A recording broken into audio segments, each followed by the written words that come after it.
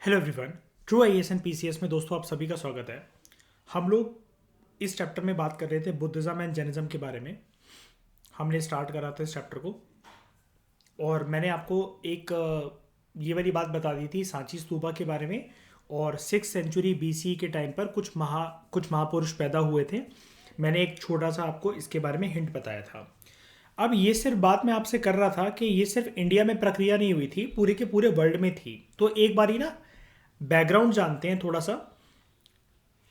Sacrifices and debates, ये sacrifices वगैरह basically क्या है, ये इस वर्ड का मतलब क्या है। देखो बड़े सारे रिलीजन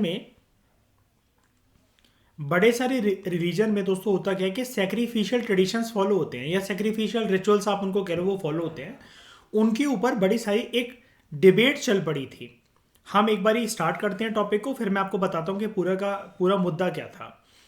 देखो, फर्स्ट मिलीनियम बीसी के टाइम, ये एरा याद रखना, फर्स्ट मिलीनियम बीसी, इसको ना इतिहास के अंदर सिर्फ हिंदुस्तान के इतिहास के अंदर नहीं, एशिया के इतिहास के अंदर नहीं, इंडिया के सब कॉन्टिनेंट के इतिहास के अंदर नहीं, पूरी दुनिया के इतिहास के अंदर इसको एक टर्निंग पॉइंट माना जाता है मिड फर्स्ट मिलीनियम बीसी को।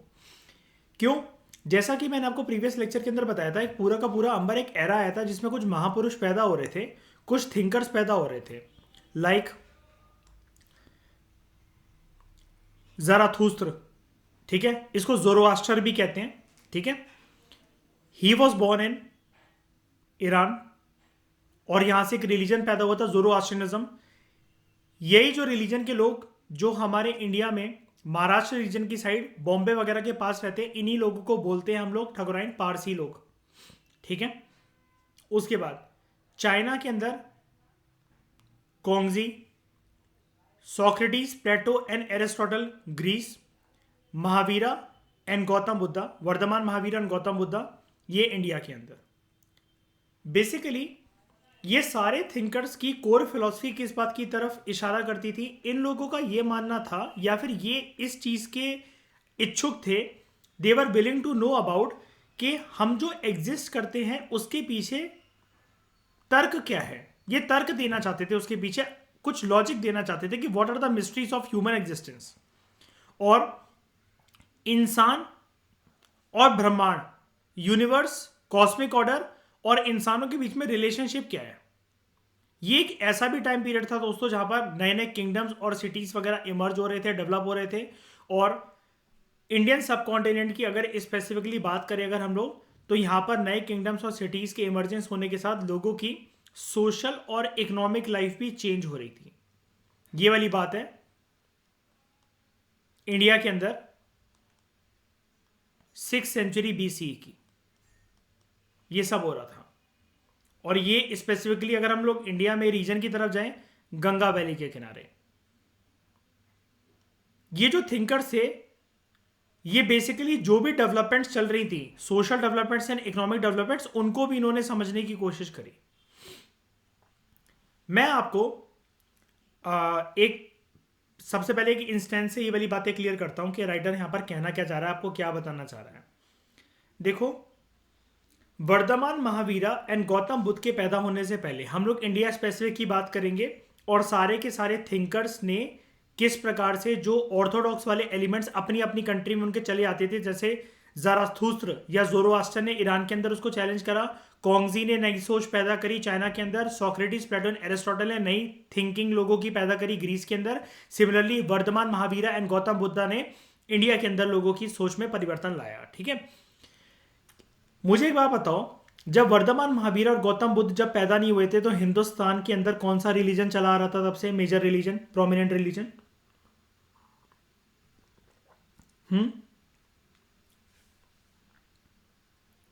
बोलो। हिंदुज्म।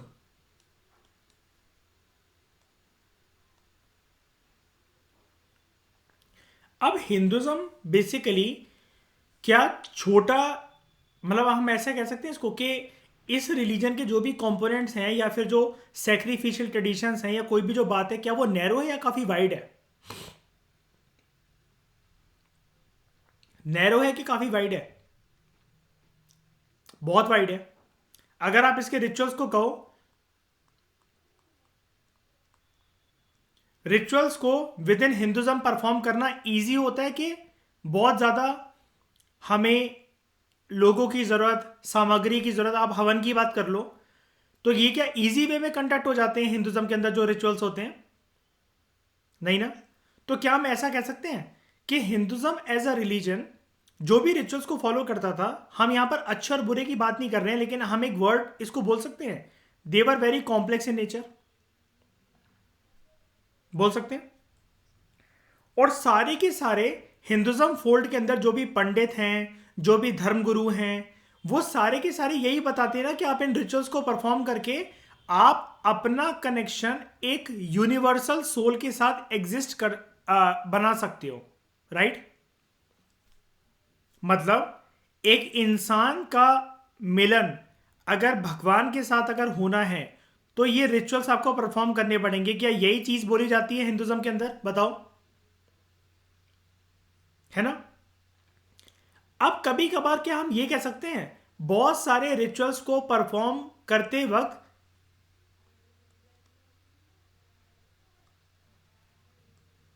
इंसानों के जो अधिकार होते हैं उनका वॉयलेशन भी होता है, इंसान की डिग्निटी भी हर्ट हो जाती है कभी कभार? कह सकते हैं हम ये वाली बातें? मुझे एक बात बताओ, सती प्रथा, क्या आप मुझे स्टैम्प पेपर पे लिखकर दे सकते हो कि हर एक जन्म में वही पत्नी बनकर उसकी आएगी अगर उसको जिंदा चिता पर, जलती चिता पर बिठा दिया जाए जिंदा होकर अपने पति के उस पे, मृत्यु पे, बर्निंग फायर पे? बताओ, ये कोई देखा है क्या? एक लड़की अगर, भगवान ना करे मतलब, लेकिन कोई भी अगर लड़की अगर विडो हो जाती है, विधवा हो जाती है, इसमें किसकी गलती होती है?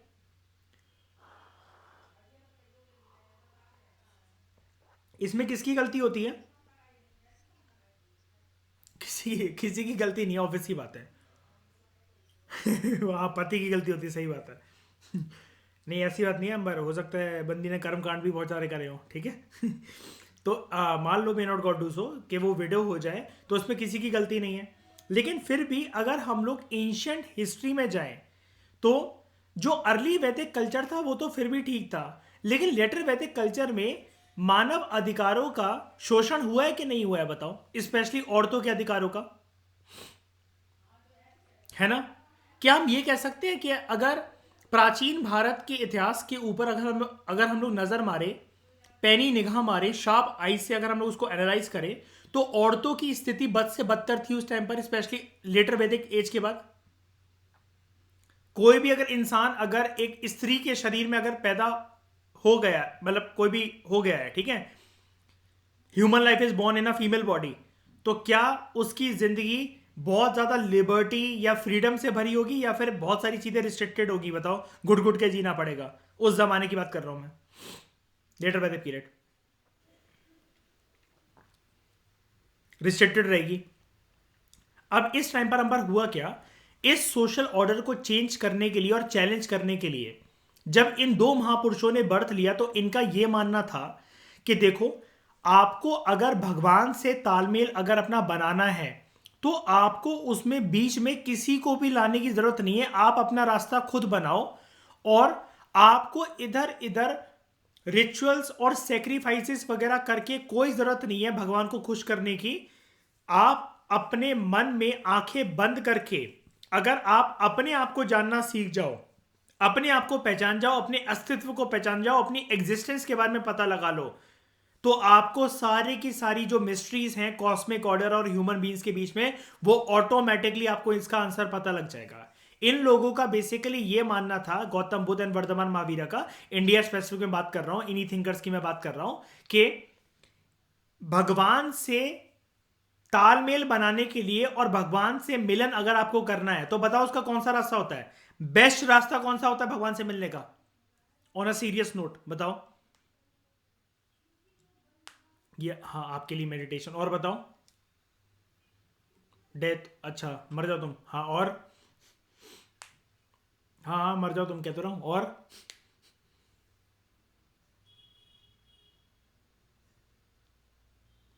बोलो बोलो, श्योर शॉर्ट रास्ता बताओ मुझे भगवान से मिलने का।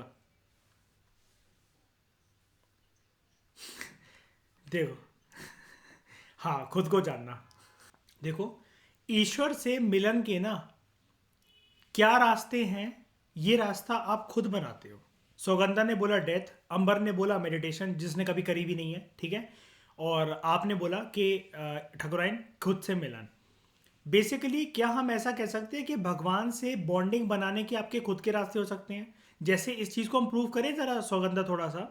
काफ़ी लोग मूर्ति पूजन में बिलीव करते हैं कि मूर्ति के सामने पूजा करो तो हमें ईश्वर खुश होते हैं, हमसे आराधना होते हैं। कुछ लोग होते हैं वो माला का जाप करते हैं, कुछ लोग होते हैं वो मुंह से सिर्फ चैंटिंग करते हैं नॉर्मल, बिना किसी माला का इस्तेमाल करे। कुछ लोग ये होते हैं वो ये मानते हैं कि मैं दूसरे लिविंग बींग्स, लिविंग क्रिएचर्स का भला कर दूं, यही मेरी पूजा है। गाय को रोटी खिला दूं, है ना, कुत्ते को बिस्किट, ब्रेड, दूध खिला दूं, पशु पक्षियों का भला करूं, है ना, मैं किसी जानवर को नहीं मारता, नॉन वेज नहीं खाता। तो आपको मतलब आप कोई फिक्स वे बता सकते हो कि किसी को एक भगवान का ऑरा कैसे फील होता है? बताओ, सबके रास्ते अलग अलग है ना, सबके रास्ते अलग अलग है ना। तो इन लोगों ने यही बोला कि देखो, मतलब वर्धमान महावीर और गौतम बुद्ध ने, ध्यान से सुनना, कि हिंदू रिलीजन के अंदर ना जो रिचुअल्स और जो वैदिक प्रैक्टिसेस है वो काफी ज्यादा कॉम्प्लेक्स हैं, काफी ज्यादा कॉम्प्लेक्स हैं, और उसको फॉलो करना हर किसी के बस की बात नहीं, और वो ठीक भी नहीं है। आप कहोगे यार, उस जमाने में जब हिंदुज्म एज अ रिलीजन लोगों के सर पे इतना हावी था अंबर, तो लोग इनकी बात काहे को ही मानेंगे, क्यों मानेंगे? लेकिन जैसा कि मैंने बताया था ना, भगवान का रूप बनकर जब कोई पैदा होता है तो फिर एक वो चीज तो, एक छाप तो छोड़कर जाता ही है दुनिया पे। क्या आज के टाइम में जैनिज्म एंड बुद्धिज्म लुप्त हो गए हैं क्या? बता दो, खत्म हो गए हैं क्या एज अ रिलीजन? सब लोग आंसर करो। जितना बाकी रिलीजन पनप रहे हैं उतने उतने इनके फॉलोअर्स भी, मतलब मैं नंबर की वाइज की बात नहीं कर रहा, लेकिन अच्छी खासी रिचुअल प्रैक्टिस होती है ना यहाँ पर भी। रिचुअल प्रैक्टिसेस नहीं बोलना चाहिए, सॉरी, मतलब इनके भी धर्म तो पहली बात है ही नहीं, धर्म तो लोगों ने बना दिया इनको, ये तो एक थिंकर थे तो एक राह दिखाते हैं, लेकिन अच्छे खासे इनके भी फॉलोअर्स हैं कि नहीं है, बताओ, है ना। तो बेसिकली इनकी जो बातों में जिनको बिलीव हुआ वो थे, एक तो उस जमाने के वल्नरेबल सेक्शंस, एंड अंबर स्पेशली शूद्रास, विमेन, जिन लोगों को सोसाइटी डिस्कार्ड कर देती थी या फिर पैरों की धूल समझती थी, और भी लोग जो कि मेन फोल्ड रिलीजन के अंदर जगह नहीं बना पाते थे, विद इन हिंदुज्म उनको एंट्री नहीं मिलती थी। एक नॉर्मल सी बात बताता हूं, यहां पर देखो लिखा हुआ है ना कि इन लोगों ने सोशल और इकोनॉमिक लाइफ को चेंज करने की कोशिश करी थी। इकोनॉमिक लाइफ कैसे? आप आप किसी भी रिलीजन से बिलोंग करते हो, लेकिन अगर आपको कोई देखे कि आप फटीचर हो, आपके कपड़े अच्छे नहीं हैं, फटे फटे कपड़े हैं, तो आपको मंगलवार के दिन, जब हनुमान जी का दिन होता है, मंदिर के बाहर आपने देखा होगा, अंबर है ना, अपने जनकपुरी में ही ऐसा कितना होता है, हर मंदिर के बाहर भीड़ लगी रहती है, भिखारियों को गार्ड एंट्री नहीं देता। क्या उनमें से सारे लोग शूद्र होंगे जो बाहर बैठे? क्या बताओ, कोई भी क्षत्रिय ब्राह्मण नहीं होगा क्या? लेकिन सिर्फ उनके इकोनॉमिक स्टेटस को देखते ही अंदर नहीं घुसने देता ना उनको। क्या सारे के सारे अगर भिखारी ये बोले कि हम ब्राह्मण हैं और हम हाई लेवल के ब्राह्मण हैं, कानकुज ब्राह्मण हैं, अभिमन्यु गोत्र के ब्राह्मण हैं, हमें घुसने दो, क्या वो फिर भी जाने देगा गार्ड? क्या क्या देखकर नहीं घुसने दे रहा है वो? कपड़े, हालत, औकात। जब ऐसे क्रूर शब्द लोगों के कानों में सुनने को पड़ते हैं ना, तो लोगों को अपने आप पे शर्मिंदगी महसूस होती है। क्या हमारी क्या गलती है अगर हम गरीब है या हमारे पिताजी के पास पैसा कम है? तो इज्जत की रोटी तो हम भी खा रहे हैं, लेकिन हमारे साथ ऐसा व्यवहार क्यों हो रहा है? तो इन्होंने हाथ आगे बढ़ाया कि आ जाओ, तुम यहां चले आओ हमारी मोनेस्ट्रीज में। तो वर्धमान महावीर और गौतम बुद्ध की बातों में लोगों को ऐसा लगा कि भाई ये इकलौती ऐसी जगह है जहां हमारे साथ भेदभाव नहीं होगा। हम यहां पर जाएंगे तो राजा का बेटा भी अगर यहां पर आया हुआ है मोनेस्ट्री के अंदर, तो उसको भी सेम ट्रीटमेंट वही मिल रहा है, ऑरेंज कलर का साफिया पहनकर, बाल मुंडवाकर, मेडिटेशन करके, जो मुझे मिल रहा है। यहां कोई भेदभाव नहीं है।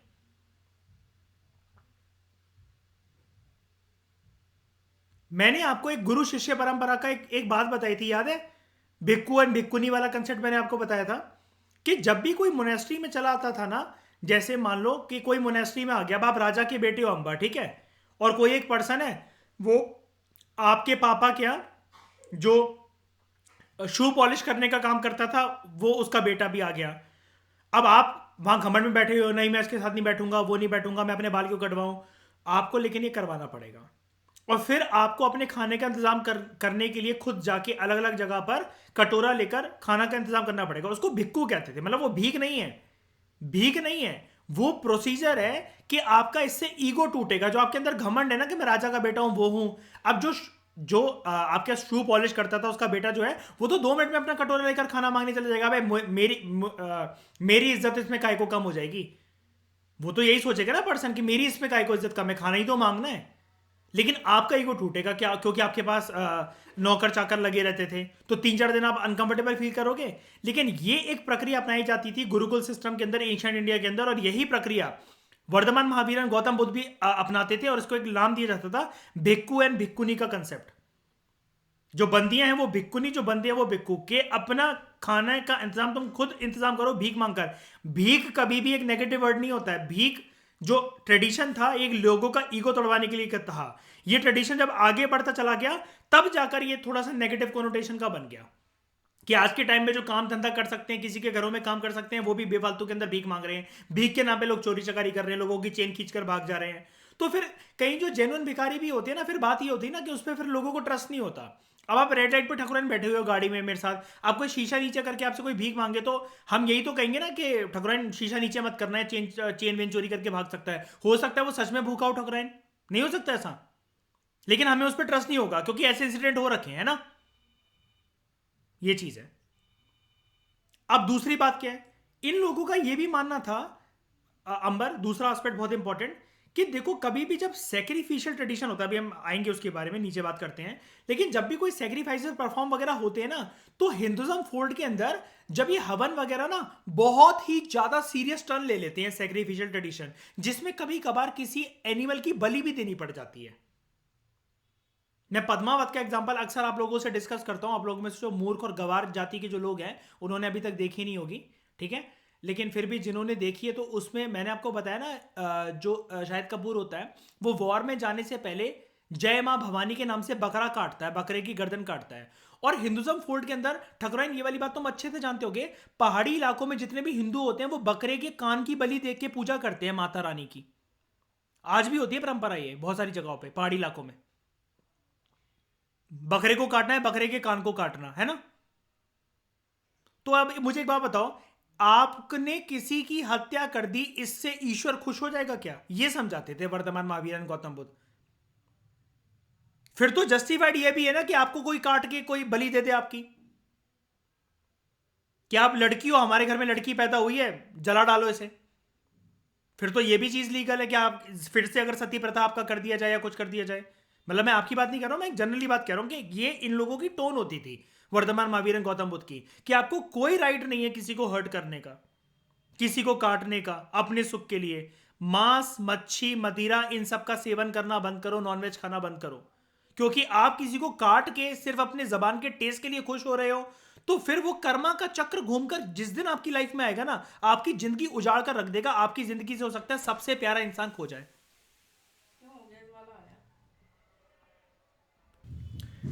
This is done.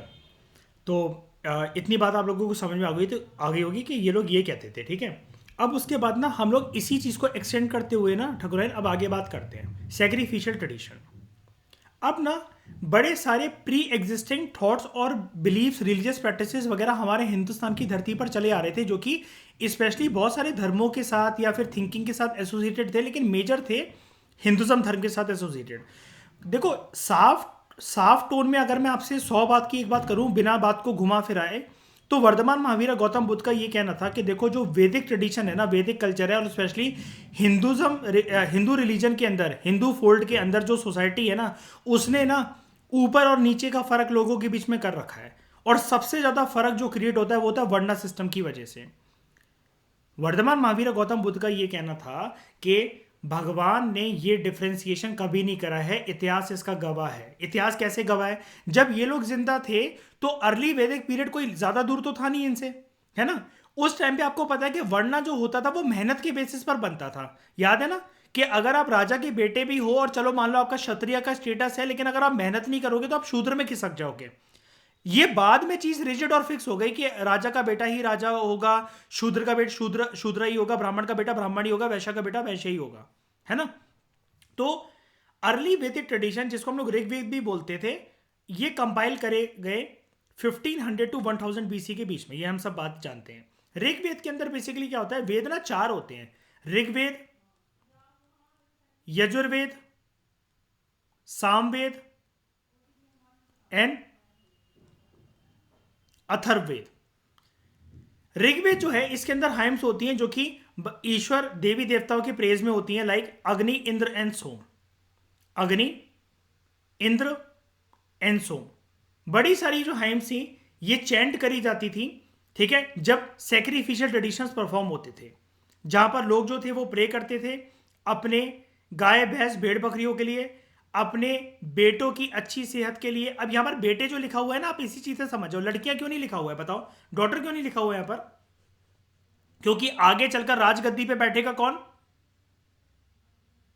बेटा। और सोसाइटी कैसी थी? पेट्रियार्कल का लेवल कैसा था उस टाइम पर? बहुत हाई, स्काई रॉकेट, या फिर बहुत कम? बहुत ज्यादा। मेल डोमिनेटेड सोसाइटी का क्या हालचाल थी उस टाइम पर?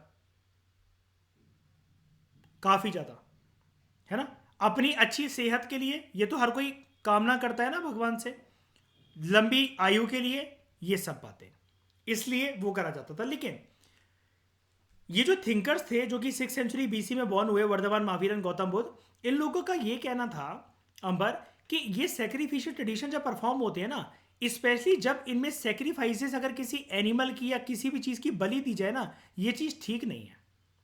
अब मैं आपको एक बात और बताता हूं, आप में से बड़े सारे लोग अगर पूजा पाठ करते हैं तो वो कनेक्ट कर पाएंगे। बिस्में मुझे एक बात बताओ, जैसे आप उड़ीसा में रहते हो, जगन्नाथ जी की पूजा होती है वहां पर। मान लो अगर हम एक बहुत अच्छा, एक बड़े लेवल पे जगन्नाथ जी की पूजा करवाएं, हवन करवाएं, और उसी के साथ साथ लक्ष्मी माँ की भी पूजा करवाएं, तो इसमें खर्चा नहीं आएगा बहुत ज्यादा? बताना जरा, आएगा ना? अच्छा, दूसरी बात, कभी कभार आपकी कुंडली में जो हिंदू रिलीजन के अंदर जो ये पंडित और ये जो ब्राह्मण वगैरह होते हैं, ये आपको बताते हैं ना कि आपकी कुंडली के अंदर कोई दोष है, बिना इसके शादी नहीं हो सकती, तरक्की नहीं हो सकती। अब कभी कभार वो पूजा को करवाने में कम से कम मैं ये मान सकता हूं कि 10,000 से लेकर 1 लाख रुपए तक का खर्चा आ सकता है। बताओ। और तब तक इंसान की बुद्धि में ही अटका रहेगा कि मेरे काम शायद से इसलिए नहीं बन पा रहे कि मैंने ये पूजा नहीं करवाई और मेरा ये दोष नहीं मिटाए। हाँ कि ना? और क्या ये भी कह सकता हूं कि हर किसी के पास 10,000 से लेकर 1 लाख तक होगा भी नहीं पूजा करवाने को? लेकिन वो बात अटकी रहेगी मन के अंदर हमेशा कि मेरे साथ बुरा इसलिए हो रहा है क्योंकि मैं पूजा नहीं करवा पा रहा और मैं पैसे भी जुटा नहीं पा रहा करवाने के लिए। इन्हीं सारी चीजों को चैलेंज करा अंबर, समझने की मेरे, आप लोग सब मेरी बात समझ पा रहे हैं मैं क्या कहने की कोशिश कर रहा हूं? ऐसा होता है कि नहीं होता है? बताओ। होता है ना? अब इन लोगों का यह मानना था कि भगवान से अगर आपको कोई तालमेल बनाना है तो आप अपना खुद का जरिया स्टैब्लिश करो, आपको उसके लिए बीच में किसी भी पंडित या ब्राह्मण की कोई जरूरत नहीं है सेक्रीफाइसेस, रिचुअल, ट्रेडिशन करवाने के लिए। बात इसकी नहीं थी सिर्फ हिंदू फोर्ट के अंदर, बेसिकली उस टाइम पर जो भी रिलीजन पनप रहा था, हिंदुज्म को मैं बेसिकली इसलिए बोल रहा हूं क्योंकि उस टाइम पर वो अपनी चरम सीमा के अंदर था। ऋग्वेद की जो वैदिक संस्कृत होती थी, वर्धमान, महावीर एंड गौतम बुद्धा ने यह भी फाउंड करा कि कई लोग तो जानते भी नहीं है इसका स्पेशल असली मतलब है क्या। वो ना बस कुछ भी करके, कुछ भी बोलकर, लोगों की बुद्धि में कुछ भी एक नेगेटिव बात डालकर, उनको डरा कर, बस वो उनसे हवन, यज्ञ, कीर्तन वगैरह ये सब करवाना चाह रहे हैं और पैसे ऐंठना चाह रहे हैं। बहुत सारे पंडित आज भी ये काम करते हैं कि नहीं करते हैं? बताओ। कहीं कहीं जगह पर जो लोग फ्रॉड होते हैं, आप अच्छे भले गए, आप अच्छे मूड में हो, आपने किसी को हाथ दिखवाया अपनी कुंडली वगैरह बनवाने के लिए, अगर उसने वो एक नेगेटिविटी की बात डाल दी और ऐसे आपने 3 जगह हाथ दिखवाया और तीनों पंडित ने बोला कि जब तक इस चीज की पूजा नहीं होगी आपके काम नहीं बनेंगे, तो वो वाली बात आपके दिन के आपके दिलो दिमाग के अंदर 24 घंटे अटकी रहेगी कि नहीं अटकी रहेगी? बताओ। है ना। अब सेक्रीफाइसेस ना शुरू शुरू में कलेक्टिवली परफॉर्म करे जाते थे, बाद में 1000 टू 500 बीसी ऑनवर्ड्स लेटर वैदिक पीरियड के टाइम पर जो हेड होते थे हाउस होल्ड्स के, ठीक है, वो some were perform by the heads of the households for the wellbeing of the domestic unit, पूरे घर की सलामती के लिए, सेहत के लिए, लंबी आयु के लिए, प्रॉस्पेरिटी के लिए जो head of the house hold होते थे वो करने लगे। Head of the house hold मतलब क्या, ये चीज क्या दिखा रहा है, कौन होगा, मेल होगा कि फीमेल होगा, मेल, ठीक है। और कभी कभार कुछ इलेबोरेटेड वे में भी सेक्रीफाइसेस परफॉर्म करे जाते थे, लाइक राजसूय यज्ञ एंड अश्वमेध यज्ञ, जिसको चीफ्स और किंग्स परफॉर्म करते थे, और इसके लिए एक ब्राह्मण पंडित को, प्रीस्ट को बुलाया जाता था इन रिचुअल्स को कंडक्ट करने के लिए, ठीक है।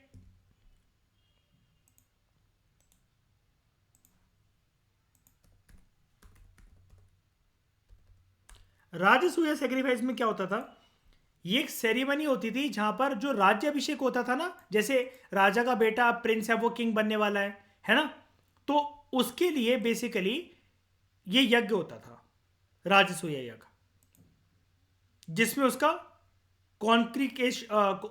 कॉन्सिग्रेशन सेरेमनी जो होती थी, मतलब बेसिकली जो वो नहीं होती गद्दी पर बैठने लगाया अब ये, उसके लिए, ठीक है। अश्वमेध की बात करते हैं, मैं आप लोगों को इसके बारे में बता भी चुका हूं क्या होता था। अंबर, आप ध्यान से सुनना, इन लोगों को पता है, फटाफट से सुनो मेरी बात। एक घोड़ा है राजा का, ठीक है, इसके गर्दन पे कट मार दिया जाएगा, ये यहां से निकला, पीछे ये रथ वगैरह निकले राजा के, और ये राजा खड़ा हुआ है, ओके। ये जहां जहां तक जाएगा ना, वो एरिया उसका होता चला जाएगा, इस राजा का, मतलब ये जहां जहां से घोड़ा जिस जिस किंगडम से होता गुजरता गया, अगर सामने वाले किंगडम के राजा ने इसको रोक लिया तो यानी कि वो चैलेंज कर रहा है इस राजा को कि पहले मुझसे युद्ध लड़ो। और अगर उसने चैलेंज नहीं करा, उनको पता लग गया अरे यार ये तो उनका घोड़ा आया हुआ है, अब मैं इसको क्यों ही रोकूं, तो वो किंगडम, इसका मतलब इस राजा के किंगडम के सामने झुक गया कि हम किंगडम हैं लेकिन हम आपकी छत्र छाया के अंदर काम करेंगे। क्या आप सब लोगों को अश्वमेध यज्ञ याद है एनसीईआरटी से, जो हमने कवर करा था 6th क्लास हिस्ट्री, बहुत अच्छे से याद है ना, ठीक है। ये यही होता था। तो अंबर मेरी बात समझ के कि जो लोग अश्वमेध यज्ञ के अंदर, राजसूय तो समझ गए होंगे, वो तो नॉर्मल है कि जैसे मैंने मान लो आपके पापा अभी तक अंबर राजा हैं और अब आप प्रिंस हो, तो आपका टाइम आ गया, वो बूढ़े हो चले हैं, तो वो राजसूय यज्ञ करवाकर आपको कॉन्फिगरेशन करवा देंगे आपका कि आप राजा वगैरह बन जाओगे, ठीक है। और अश्वमेध यज्ञ के अंदर बेसिकली क्या होता है कि एक हॉर्स है, वो जब तक भाग सकता है ना, जहां जहां उसकी गर्दन में कट है, वो कभी ना कभी तो गिरेगा ही गिरेगा, मतलब, ठीक है। तो जहां जहां से वो भागता चला जा रहा है, मतलब मान लो वो इस किंगडम से होता निकला, वो यहां पर फ्री तरीके से भागता चला गया, तो ये किंगडम जो है तो वो बेसिकली आपके आगे झुक गया। ये जितने भी यहां पर किंगडम थे, किंगडम 1 2 3 4, लेकिन ये 5th किंगडम वाले ने रोक लिया। तो ये जो आप किंग 1 हो और ये जो किंग 2 है, इनके बीच में होगा बैटल। अगर वो जीत गया तो ये टेरिटरी फिर उसकी रहेगी, अगर वो हार गया तो ये भी घुटने टेक देगा। और ये हारे हुए राजा या फिर जिन्होंने आपके घोड़े को नहीं रोका, ये सारे के सारे फिर जिस दिन आप अश्वमेध यज्ञ कंडक्ट करवाओगे ना, ये सारे आपके हवन यज्ञ वगैरह में आएंगे उस दिन, सेरेमनी वगैरह में, और ये सारे आपके लिए गिफ्ट लेकर आएंगे और जिंदगी भर आपके नीचे ही काम करेंगे। सेपरेट किंगडम चलाएंगे लेकिन आपके अंदर ही काम करेंगे। अगर आपने कोई हुक्म पास करा तो फ्यूचर में उसको मना नहीं कर सकते। लेकिन मुझे एक बात बताओ, इस यज्ञ को करवाने में हमने किसको हर्ट करा है? घोड़े को। भाई घोड़े को कट किया मतलब, एक बार बताना ठकुराइन, तुम्हारे पीछे कोई तलवार लेकर भागे तो तुम भागोगी नहीं, और एक दो तुम्हें कट भी मार दिया अगर वो, ऐसे ही घोड़ा भाग रहा है उसकी गर्दन पे कट मार दिया गया है। लेकिन ऐसे अपनी पावर को और अपने एक तरीके से ये दिखाने को कि हम इतने बड़े किंगडम हैं, क्या ये चीज अच्छी है कि घोड़े की एक प्रकार से हम लोग उसको हर्ट कर रहे हैं, एक बेजुबान जानवर को हम लोग मार रहे हैं अपनी सॉवरेनिटी को एस्टैब्लिश करने के लिए? बताओ। इस प्रकार की सैक्रिफिशियल ट्रेडिशंस को नॉनसेंस बताते थे वर्धमान महावीर गौतम बुद्ध, कि आपको, अगर आप अपने दिलो दिमाग के राजा नहीं बन सकते ना, तो आप दूसरों के ऊपर भी हावी नहीं हो सकते। आप हो सकता है अनगिनत दौलत बटोर लोगे, सब कुछ कर लोगे, लेकिन आप ना एक शांतिपूर्वक जीवन कभी नहीं बिता पाओगे। तो जब कोई उनको पूछता था कि उसके लिए हम पूजा पाठ वगैरह कर तो रहे हैं, तो उन्होंने कहा, उनका ये कहना होता था कि इसमें भी शांति नहीं होती कई सारे लोगों को। अंबर वो चीज़ कैसे प्रूफ हो सकती है? जैसे मतलब मान लो कि आपके घर पे मैं इस एग्जांपल को वैसे दे चुका हूँ मिसबा, 6 क्लास की एनसीईआरटी डिस्कस करते हुए ना। मान लो कि ठकुराइन आपके घर पे ना आज एक कोई हवन है, या आपने कोई एक पूजा वगैरह रखवा रखी है, ठीक है। अब सुबह से आप उठ गए, पहले झाड़ू लगी, पोछा लगवाया, सारी सेटिंग चेंज करी कि मेहमान वगैरह आने वाले हैं, सोफे की सेटिंग करी, कारपेट बिछाया, ठीक है, फूल लेकर आए, बार बार बाजार की तरफ भाग रहे हो, कभी नारियल लेने, कभी घी का डब्बा लेने, कभी पंडित जी को बुलाने, फिर खाना बनेगा, पूड़ी बनेगी, बहुत कुछ बनेगा। अब आप इतना थक गए हो कि 12, 1 या 2 बजे के आसपास अगर आप हवन में बैठोगे भी, तो क्या आपका मन लग रहा है वहां पर? आपका तो यही फोकस है ना कि बुआ जी अभी तक नहीं आई, वो नहीं आए, वो पता नहीं कहाँ रह गए हैं, जाओ वो मेन रोड पे खड़े हैं, उनको लेकर आ जाओ, उनको घर का रास्ता नहीं पता। ऐसे आपका मन भी लगा क्या पूजा के अंदर, बताओ? और कहने को क्या हो गया कि आपने हवन करवाया था। हवन आजकल और सेक्रीफिशियल ट्रेडिशन, अंबर, अगर आप आज के ज़माने से भी कनेक्ट कर लो, वो कुछ नहीं होता है फालतू के रिश्तेदारों को बुलाने के लिए, बस ड्रामेबाजी। घर में बस आपको फील होता है कि पॉजिटिविटी आ गई क्योंकि हमने हवन करवाया था। लेकिन इन सारी चीज़ों में एक प्रक्रिया मिसिंग होती है कि आप भगवान के साथ 1 to 1 कॉन्टेक्ट स्टैब्लिश नहीं कर सके उसमें 5 मिनट के लिए भी। ज्यादातर ऐसा केसेस में होता है कि नहीं होता? अगर आप लोगों ने फील कर रखा हो, अगर मैं गलत बोल रहा हूं तो बताओ। और यही अगर इसमें हम लोग नहा धो के अगर अपने बेड पे पालथी मार के बैठ जाएं या जमीन पे बैठ जाएं, and we are in deep meditation, कि जितना ठकुराइन के घर में हवन हुआ था सुबह 6 बजे से लेकर दोपहर के 2 बजे तक, वो भागती दौड़ती रही, भागती दौड़ती रही। यही अगर इसमें हम लोग अगर 6 बजे से लेकर दोपहर के 2 बजे तक कॉन्टिन्यूसली मेडिटेशन करते रहें, तो हम बहुत ज्यादा डेप्थ में नहीं जा सकते कि ईश्वर को खोजने में और अपने आप को खोजने में। बताना जरा, है ना? और इसमें ठकुराइन का ज्यादा पैसा खर्च हुआ कि हमारा ज्यादा पैसा खर्च हुआ?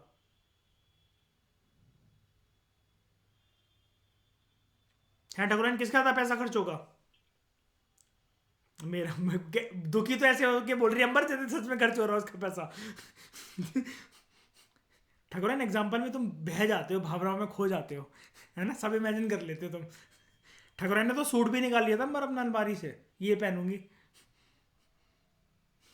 तो इतनी बातें आप लोगों को समझ में आ गई। उसके बाद न्यू क्वेश्चन, बड़े सारे जो आइडियाज है ना, they are found in the Upanishads, जो कि ये शो करते हैं that people were curious about, लोग ये जानना चाहते हैं हमारी जिंदगी का मीनिंग क्या है, हम क्यों पैदा हुए हैं, किस लिए पैदा हुए हैं। जैसे कभी कभार क्या होता है, मैं आपको एक बात बताता हूँ, बहुत सारी जिंदगी में ना, आप जब जर्नी कंटिन्यू करते हो, आपको बहुत सारे लोग मिलते हैं, अनजान लोग मिलते हैं, और वो आपकी ज़िंदगी में कोई ना कोई एक फ्लेवर ऐड करते हैं। फ्लेवर अच्छा भी होते हैं और बुरे भी होते हैं, है ना? लेकिन उसकी वजह से ना आप हमेशा अपनी ज़िंदगी के मीनिंग ढूंढने की ज़रूर कोशिश करते हो, पक्का करते हो। इसका एग्जांपल हम कैसे दे सकते हैं? लाइक कोई पर्सन आपकी लाइफ में आया जिसके साथ आप रिलेशनशिप में एंटर कर गए हो, तो आपको लगता है कि आप शायद से इसी के लिए पैदा हुए हो। अगर आपका उससे ब्रेकअप हो गया, तो आप ये कहते हो कि ये तो मेरी ज़िंदगी में तबाही मचाने आई हुई थी, आया हुआ था, है ना? तो हमेशा हम अपनी ज़िंदगी में एक लाइफ को एक मीनिंग देने की कोशिश करते हैं। बहुत सालों से रहा हुआ व्यक्ति अगर आपके जीवन से चला गया, तो आपको लगता है जब इसका और मेरा कुछ होना ही नहीं था, तो ये आया ही क्यों, मैं इससे मिला ही क्यों, ये मुझे मिली ही क्यों, है ना? बहुत सारी ऐसी चीज़ें होती हैं। एंड काफ़ी लोग इस बात के ऊपर भी ज़िंदगी भर सोचते रहते हैं कि जब मैं मरूंगा या मरूंगी तो उसके बाद क्या होगा, मुझे यमराज लेने आएंगे, भैंसे पे आएंगे या फिर हायाबूसा पर आएंगे, है ना? वो मुझे कौन से भगवान के पास लेकर जाएंगे, मेरे कर्म पता नहीं इतने अच्छे हैं कि मैं नरक में जाके तेल की कढ़ाई में पकोड़े बनाई जाऊंगी, या फिर मैं स्वर्ग में जाकर पैलेस में बैठूंगी, ठीक है? तो बहुत सारे लोगों के ऐसे बहुत सारे विचार होते हैं, ठीक है? और उपनिषद में इन सब चीज़ों के बारे में जिक्र है। जैसे जब आपके कर्मों के अनुसार आपको स्वर्ग या नर्क जो होता है वो डिसाइड होता है, इसके बारे में जो पुराण हैं वो बात करते हैं, पुराणास। और उसमें से हिंदू रिचुअल्स में एक हिंदू प्रथा में एक काफ़ी फेमस जो पुराण है वो है विष्णु पुराण। मे नॉट गॉट टू सो, घर के अंदर जब किसी की मृत्यु होती है, डेथ होती है ना, तो जब रिचुअल्स चलते हैं ना, पंडित जी आते हैं, हवन वगैरह करते हैं, तो विष्णु पुराण का पाठ होता है उस टाइम पर, कि आपको बताया जाता है कि इंसान को कैसा रहना चाहिए, कैसा जीवन व्यतीत करना चाहिए, क्या चीज़ें डिटरमाइन करती हैं स्वर्ग में जाने के लिए, क्या चीज़ें डिटरमाइन करती हैं नरक में जाने के लिए।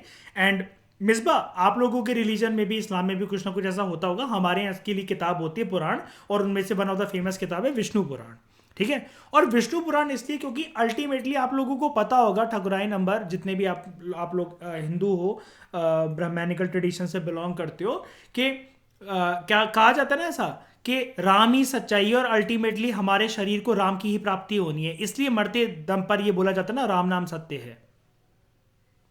है ना, ये चीज है।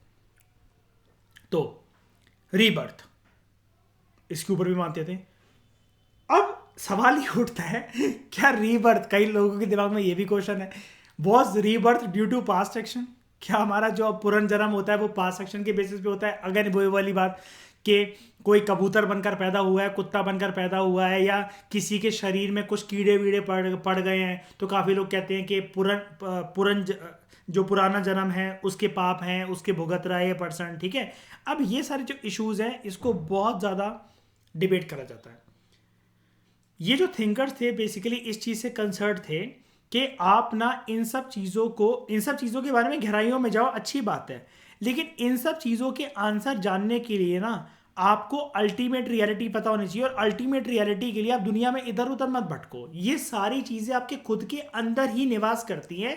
आप एक बारी अपने अंदर डेप्थ में झांक कर अगर देखोगे ना, सारे के सारे सवालों के जवाब आपके अंदर ही छुपे हुए हैं। इस चीज़ का प्रूफ अभी हम आगे चलकर देखेंगे। जब बोधि ट्री के नीचे मिसबा गौतम बुद्ध जी बैठे थे, तो उनको मिल गए थे ना सारे सवाल के जवाब, मेडिटेशन जब उन्होंने डेप्थ में जाकर के काफी दिनों के लिए, है ना।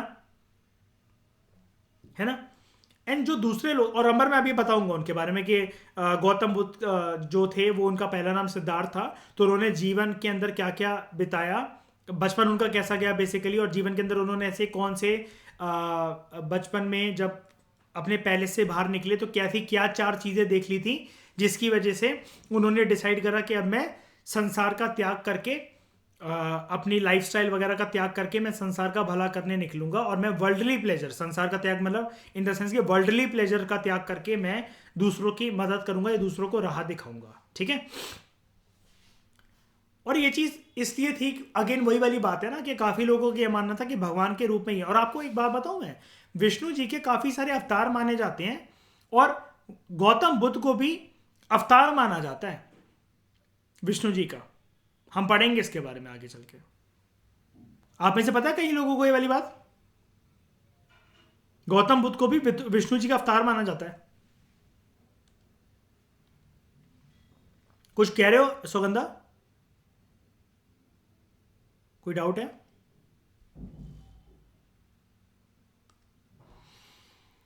ठीक है। And others outside the Vedic tradition, they asked whether or not there was even a single ultimate reality. कई लोग जो वैदिक ट्रेडिशन के बाहर थे, मतलब जो हिंदुज्म रीजन से बिलोंग नहीं करते, तो वो ये जानने में काफी ज्यादा इच्छुक रहते थे कि क्या कोई सिंगल अल्टीमेट रियलिटी होती है। जैसे सब लोग कहते हैं कि भगवान के इतने सारे रूप है लेकिन भगवान एक ही है, तो कहाँ है, कैसे मिलेंगे वो, कैसे उनकी प्राप्ति होगी, कैसे मैं उनकी एग्जिस्टेंस को फील कर सकूं। मान लिया भाई मुझसे बहुत पाप हुए हैं, बहुत कर्मकांड हुए हैं, नहीं मिल सकता मुझे ईश्वर, सामने आकर बॉडी की फॉर्म में तो नहीं दिखेगा, लेकिन मैं उनके ऑरा को कैसे फील करूं, मैं कैसे फील करूं कि वो मेरा काम कर रहे हैं, मैं कैसे फील करूं कि वो मेरे रास्ते बना रहे हैं, वो मुझे किसी के आगे झुकने नहीं देते, वो मुझे अनलिमिटेड रॉकेट बनाए जा रहे हैं। तो इसके भी सवाल जवाब जो थे ये थिंकर्स देते थे। अलग अलग एग्जाम्पल से समझाएंगे।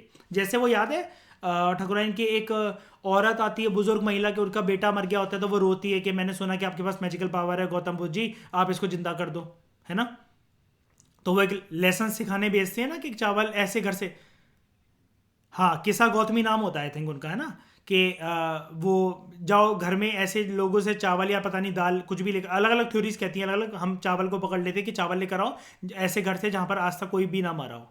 तो वो क्या समझाना चाह रहे थे कि देखो बहन, जीवन और मरण, यस डेथ इज इनएविटेबल, वो उसको बोलते हैं कि देखो बहना, मैं तुम्हें ये समझाना चाह रहा था कि मृत्यु और मरण और मृत्यु ये एक सच्चाई है जिसको कोई नहीं टाल सकता। People also began speculating on the significance of sacrificial tradition, कि जो सेक्रीफाइस वगैरह होते हैं लोगों ने इसके ऊपर स्पेकुलेट करना शुरू कर दिया। ये कौन लोग थे? जो लोग हिंदुज्म रिलीजन के अंदर भी आते थे और जो लोग उसके फील्ड से बाहर भी थे, तो ये चीज़ स्पेकुलेट करना उन्होंने शुरू कर दी। क्या ये सब सेक्रीफाइसेस करना वर्थ भी हैं? क्या ये चीज़ें ठीक भी हैं?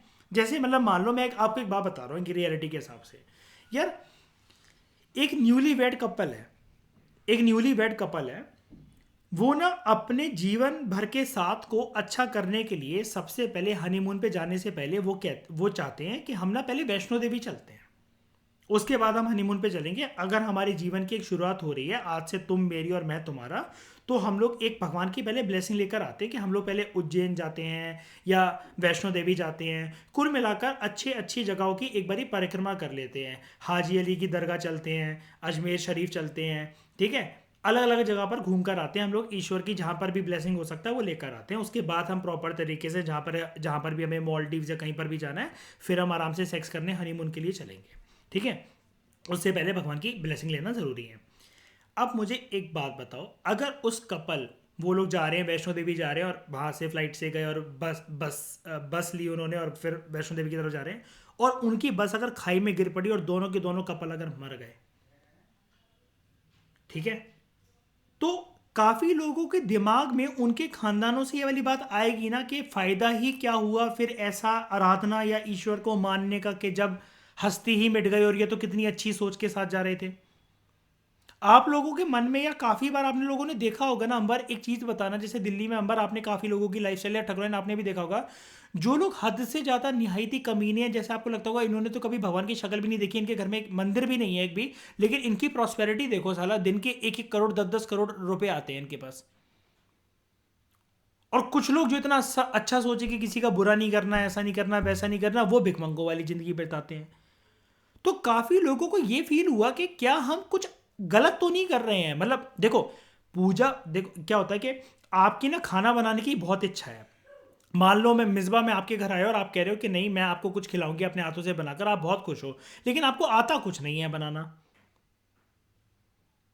तो बात वो है ना कि आप मुझे अच्छा नहीं खिला पाओगे, आपसे कुछ ना कुछ गलती हो जाएगी। आपके मन के अंदर इच्छा तो वो है कि मैं बनाकर खिलाना चाहती हूँ, लेकिन आपको आता नहीं है। ऐसे ये चीज़ है कि कई लोगों के दिमाग में उस टाइम पर हमारा एक क्वेश्चन उठने लगा, क्या हम सैक्रिफिशियल ट्रेडिशंस को फॉलो करते कुछ गलती तो नहीं कर रहे हैं। तो जब वर्धमान महावीरा ने इनको रास्ता दिखाया कि देखो इस प्रकार से आपको क्या लगता है, क्या बलि देकर कौन से देवी देवता को खुश कर लोगे, उससे क्या खुश हो रहा है कि आप अपने पाप का घड़ा भरते चले जा रहे हो। आप अपने अंदर सर्च करो, अपने अंदर खोजो, अपने माइंड को पहले संतुलित करो, ना राइट जाओ ना लेफ्ट जाओ, मिडिल पाथ में चलो, बैलेंस करो अपने शरीर को, अपने दिमाग को, अपनी आत्मा को, अपने चक्रास को। और उसके लिए इन्होंने रास्ता दिखाया कि मेडिटेशन करो, सात्विक भोजन खाओ, सिंपल लाइफस्टाइल बिताओ। और ऐसा नहीं कि इन्होंने ये नहीं कहा कि फैमिली रेज नहीं करनी, सब कुछ तरह से बचाओ। इन्होंने कहा जीवन के अलग अलग कदम होते हैं, पहले एक अच्छे विद्यार्थी बनो, फिर फैमिली अच्छी से रेज करो, उसके बाद जीवन के पहलू को समझो, फॉरेस्ट में जाके मेडिटेशन करो, फिर संसार का भला करने निकलो। और कुछ जो टीचर्स जो कि ये जान जाते हैं कि yes we are ready to leave this body, ऐसे टीचर्स को बुद्धिज्म के अंदर क्या कहते हैं, बोधिसत्वा, सभी आगे चलकर आएगा इस चैप्टर के अंदर ये। लेकिन वो दूसरों की मदद करते हैं कि एनलाइटन तो वो हो गए हैं, लेकिन हम दूसरों को एनलाइटन करेंगे। जैसे मतलब मान लो अंबर आपने दुनिया भर की जहां भर की नॉलेज इकट्ठी कर ली, ठकुराइन मतलब मान लो आप IAS बन गए, बहुत अच्छी रैंक आ गई आपकी, सिंगल डिजिट रैंक, तो आपको अब ये लगता है कि मैं दूसरों का फिर भी भला करूं, है ना। तो मैं दूसरों को सिखा दूं कि कैसे बनते हैं, क्या करते हैं, कैसे नहीं करते हैं, ताकि सबका भला हो जाए, है ना। ये चीज़ है। अंबर इतना समझ में आया अच्छे से। तो इस डिस्कशन में 200 फिलहाल लेते हैं। Thank you very much for discussion.